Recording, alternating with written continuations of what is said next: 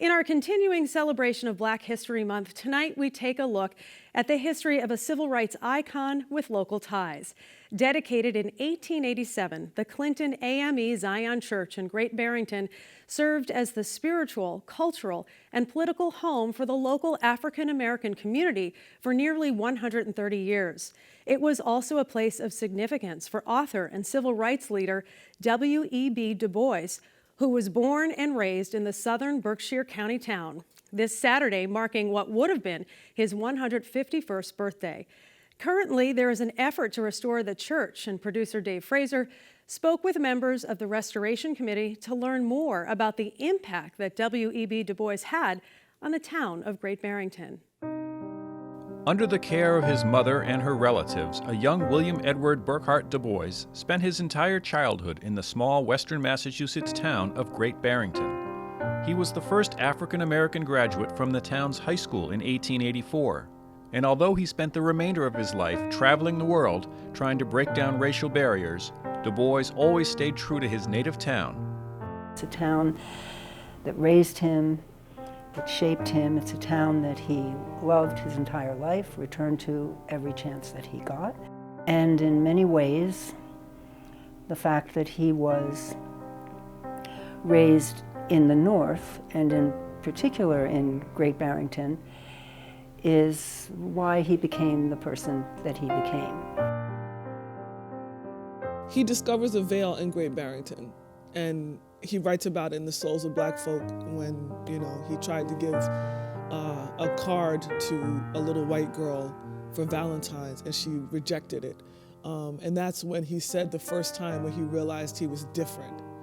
It wasn't necessarily race, it was just he knew he was different. Today, there are a number of ways this Berkshire County town pays homage to its native son. His birth site on Church Street is marked by a plaque. His childhood home is recognized in a rural setting 2 miles from downtown and includes an interpretive walking tour through the woods. This 5-acre parcel includes the original homestead of DuBois's maternal family and was recognized as a National Historic Landmark in 1979. This is where he was from, this is the place he loved. Even though he went to Ghana and died in Ghana, he still loved Massachusetts, and he called himself thoroughly New England. There is an ongoing effort to restore the Clinton African Methodist Episcopal Zion Church, the church that DuBois is known to have attended. Tucked away in the downtown, the Zion Church served as the spiritual, cultural, and political home for the local African community for nearly 130 years. Longtime congregant Ray Gunn is serving as the chair of the Restoration Committee. We moved up here from the South in about 1940. And we were active in the church down south. So when we came up here, Mother wanted to maintain going to the black church in the community. So we went to Clinton A.M.E. Zion Church in Great Barrington. Gunn is looking forward to the restoration of the church that he attended throughout most of his life.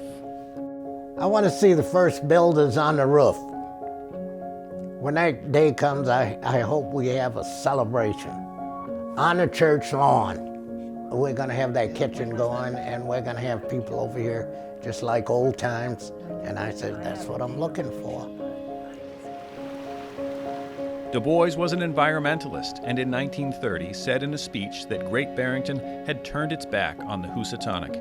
He expressed the hope that upon his next visit to his native town, he would see even greater improvements along the river. Today, the civil rights activists' advocacy for environmental protection and the cleanup of the Housatonic River has resulted in the creation of Riverwalk. When we first started, you couldn't even see the river. It was so overgrown with rubble and so forth. And 30 years later, and more than 3,000 volunteers later, it was largely a volunteer effort. We have not only put a trail in through a half mile, there is the habitat, the riverbanks are being reclaimed, and we're now a national recreation trail.